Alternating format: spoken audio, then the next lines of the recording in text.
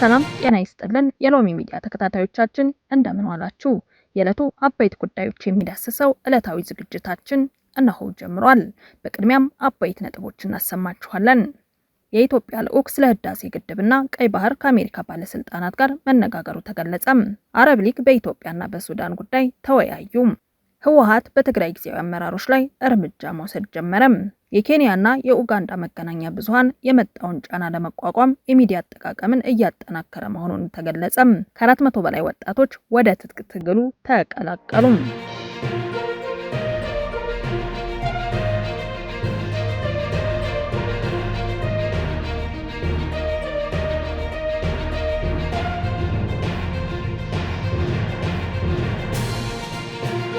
ወደ ቀዳሚ ዜናችን እናመራለን። የኢትዮጵያ ልዑክ ስለ ህዳሴ ግድብና ቀይ ባህር ከአሜሪካ ባለስልጣን ጋር መነጋገሩ ተገለጸ። ወደ ዋሽንግተን ተጉዘው ከአሜሪካ ጋር የመከላከያ ትብብር የሁለትዮሽ መዋቅራዊ ምክክር ማዕቀፍ ስምምነት የተፈራረሙ የውጭ ጉዳይ ሚኒስቴር ዶክተር ጌዲዮን ጢሞቴዎስ በአሜሪካ ቆይታቸው ስለ ህዳሴ ግድብና ቀይ ባህር መነጋገራቸው ተገለጸ። የአሜሪካ የውጭ ጉዳይ ሚኒስቴር ማርኮ ሩቢዮ ትላንት ሰኞ ከዶክተር ጌዲዮን ጋር በነበራቸው ውይይት በመላው አፍሪካ ቀንድ የሚታዩ ግጭቶችን ስለመፍታትና ስለማርገብ ተነጋግረዋል። የአሜሪካም የውጭ ጉዳይ መስሪያ ቤት የአረብና የአፍሪካ ጉዳዮች ከፍተኛ አማካሪ በኤክስ ገጻቸው ባሰፈሩት ጽሑፍ በውጭ ጉዳይ ሚኒስቴር ዶክተር ጌዲዮን ከተመራው የኢትዮጵያ ልዑክ ጋር ስለ ቀይ ባህር የማሪታይም ደህንነት ውይይት መደረጉን ገልጸዋል። የብሔራዊ መረጃና ደህንነት አገልግሎት ዋና ዳይሬክተር አምባሳደር ሬድዋን ሁሴንን ካተተው የኢትዮጵያ ልዑክ ጋር ይህ ውጤታማነትና ሰፊ ርዕሰ ጉዳዮች ላይ ያካተተው ንግግር የተደረገው አሜሪካና ኢትዮጵያ የምክክር ማዕቀፍ ስምምነት በፈጸሙት ወቅት ነው። የተፈጸመው የሁለትዮሽ መዋቅራዊ ምክክር ማዕቀፍ ስምምነት የአሜሪካና የኢትዮጵያን ግንኙነት ለማጠናከር ያለመ እንደሆነና የውጭ ጉዳይ ሚኒስቴር አሊሰን ሆከር ዋሽንግተንን ወክለው ፊርማቸውን አኑረዋል። ሁለቱ ሀገራት በዚህ ስምምነት ሁለትዮሽ ቀጠናዊና ዓለም አቀፋዊ ጉዳዮች ላይ በጋራ ለመስራት መስማማታቸውን ውጭ ጉዳይ ሚኒስቴር ገልጿል። የሚኒስቴር መስሪያ ቤቱ መግለጫም እንደሚጠቁመው ስምምነቱ በሁለቱ ሀገራት መንግስታዊ መዋቅሮች መካከል ምክክር እንዲካሄድ የሚያስችል ነው። ምክክሩ በየዓመቱ አንድ አዲስ አበባ ሌላ ጊዜ ዋሽንግተን ውስጥ እንደሚካሄድ የገለጸው የውጭ ጉዳይ ሚኒስቴር የሁለቱ ሀገራት ከፍተኛ ባለስልጣናት ስብሰባውን በጋራ እንደሚመሩትም አስረድቷል። ወደ ቀጣዩ ዜናችን እናመራለን። አረብ ሊግ በኢትዮጵያና በሱዳን ጉዳይ ተወያዩ።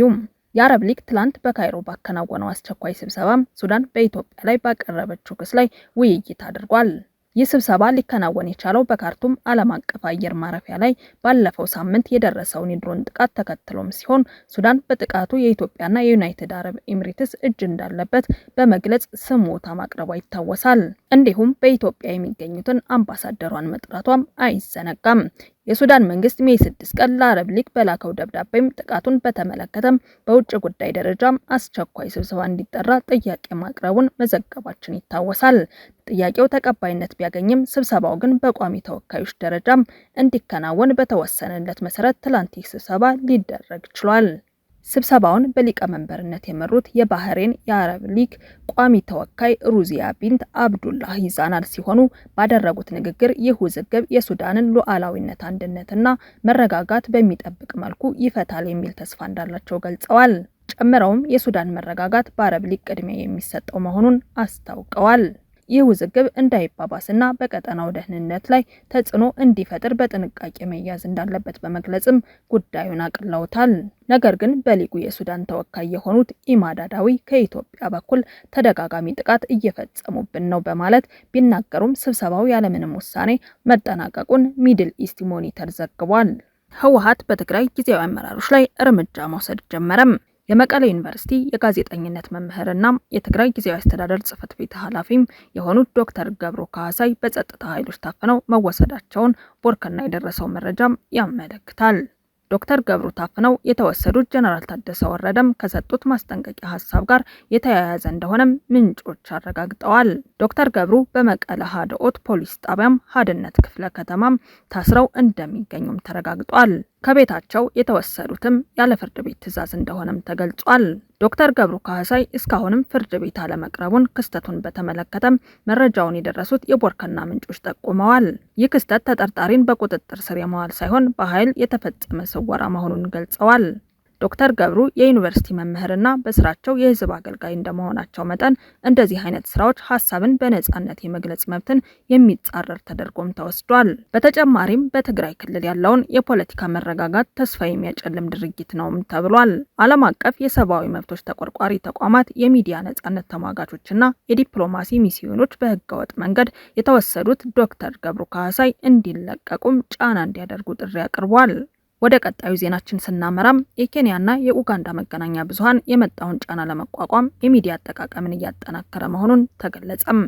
አዲስ አበባ ግንቦት 3 2018 ዓ.ም በምስራቅ አፍሪካ በሚገኙ መገናኛ ብዙሃን ላይ የተካሄደ አዲስ ጥናት በኢትዮጵያ በኬንያና በኡጋንዳ የሚገኙ ገለልተኛ የሚዲያ ተቋማት እየበረታባቸው የመጣውን የፖለቲካ ጫና፣ እየጠበበ የመጣውን የሲቪክ ምህዳርና እየቀነሰ የመጣውን የለጋሾች የገንዘብ ድጋፍ ለመቋቋም በብዝሃ ቋንቋ ህትመት፣ በዲጂታል ተሳትፎና በሰው ሰራሽ አስተውሎት AI አጠቃቀም ላይ ትኩረት እያደረጉ መሆኑን አመለከተም።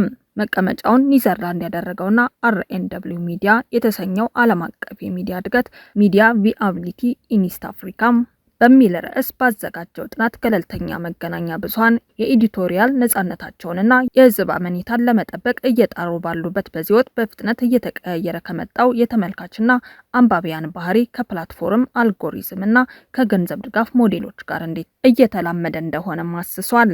ጥናቱ አዲስ ስታንዳርድን በዲጂታል ህትመት፣ በመልቲሚዲያ ጋዜጠኝነትና በሰው ሰራሽ አስተውሎት AI የታገዙ የስራ ሂደቶች ላይ ፈጠራን በመጠቀም መገናኛ ብዙሃን ለፖለቲካዊና ፋይናንሳዊ ጫናዎች እንዴት ምላሽ እየሰጡ እንደሆነም ከሚያሳዩ 5 ቀጠናዊ ተቋማት መካከል አንዱ አድርጎ አቅርቦታል። እንደ አውሮፓውያን አቆጣጠር በ2011 በየወሩ ለንባብ የሚበቃ የህትመት መጽሔትነት የተመሰረተውና በኋላ ላይ በ3 ቋንቋዎች ወደሚሰራጭ ዲጂታል መገናኛ ብዙሃን የተሸጋገረው አዲስ ስታንዳርድ በአገሪቱ ውስጥ የተከሰቱ የፖለቲካ ውጥረቶችንና አለመረጋጋቶችን በጽናት ማለፍ የቻለ ተቋም መሆኑ በጥናቱ ተገልጿል። ተቋሙ እነዚህን ተግዳሮቶች ተቋቁሞ በማለፍም የህዝብን ጥቅም መሰረት ያደረጉ ዘገባዎችን በማቅረቡ ረገድ በግንባር ቀደምትነት እንደሚጠቀስም ተመልክቷል። በኢትዮጵያ እንደ አውሮፓውያን አቆጣጠር በ2016 የታወጀውን የአስቸኳይ ጊዜ አዋጅ ተከትሎም መጽሔቱ የህትመት ውጤቱን እንዲያቆም መገደዱን ሪፖርቱ አስታውሷል። በዚህም ምክንያት ተቋሙ ከማስታወቂያ ያገኝ የነበረውን ገቢ በድንገት ከማጣቱም በላይ የረጅም ጊዜ ውሎችን በማቋረጡም ለማስታወቂያ አስነጋሪዎች ክፍያቸውን ለመመለስ መገደዱን ጠቁሟል። ተመሳሳይ እርምጃም እንደ አውሮፓውያን አቆጣጠር በሰኔ ወር በ2021 ዓ.ም የተወሰደ ሲሆን በወቅቱ የሚመለከተው አካል የሽብር ቡድን ሲል የጠራውን አካል አጀንዳ ያራምዳል በሚል አዲስ ስታንዳርድን አግዶ እንደነበረ ሪፖርቱ አስታውሷል። ይሁን እንጂ ይህ ውሳኔ በህግ ከተሞገተ በኋላም ተቀልብሶ ተቋሙ ወደ ስራው መመለሱ ይታወሳል ብሏል። 400 ወጣቶች በትጥቅ ትግሉ ተቀላቅለዋል። ወጣቶቹ ከብልጽግና ስርዓት ጋር በሚደረገው የትጥቅ ትግል ተቀላቅለዋል። የአፋር ፌዴራሊስት ዲሞክራቲክ ፓርቲ FDP በኤርትራ ባለው ስርዓት ላይ የትጥቅ ትግል እንደሚጀምር አስታውቋል። እንደ ዘገባዎች ከሆነም የመንግስት ሰራተኞችን እንኳን ወደ ኤርትራ እንዲሻገሩና ወደ ድርጅቱ እንዲቀላቀሉም የሚያደርገው ኮሎኔል ያዩ ዋሌነህ አሁን ከ400 በላይ የአፋር ወጣቶችን በአንድ ጊዜ ወስዷል። የብልጽግና ስርዓቱን በመቃወም ኡጉጉሞ እንደተቀላቀሉ የሚነገርላቸው የአፋር ወጣቶች የመንግስት ሰራተኞችን ጨምሮም የዩኒቨርሲቲ ተማሪዎችን ያካትታል። ኡጉጉሞ በኤርትራ መንግስት የሚደገፍና በኤርትራ ምድር ላይ የአፋር ስርዓትን ለመዋጋት የወሰነ ኃይል ነው። የኤርትራ መንግስት የአካባቢውን ታጣቂዎች እንደሚደግፍ ከሶታል። የኢትዮጵያ መንግስት የኤርትራ መንግስት የታጠቁ ቡድኖችን እንደሚደግፍ ቢከስም የኤርትራ መንግስትን የሚዋጉ የታጠቁ ቡድኖችን ይደግፋል። ስለዚህ የአፋር ቀይ ባህር ህዝቦች ዴሞክራቲክ ንቅናቄ ግንባርና የአሃዱ ብርጌድ በኢትዮጵያ ምድር ላይ ከኤርትራ መንግስት ጋር ለመዋጋት ወስነዋል። ይሁን እንጂ ሻዕቢያ በኢትዮጵያ ውስጥ ለመዋጋት የወሰኑትን ኃይሎች ስም እንኳን አልጠቀሰም። ውድ የሎሚ ሚዲያ ተከታታዮቻችን ለዛሬ የነበረን ጥንቅር ዜናዎች ይህንን ይመስል ነበር። አብራችሁን እስከ ፍጻሜው ስለቆያችሁ ምስጋና ይላቅ ያለ ነው። ተርኩዩኝ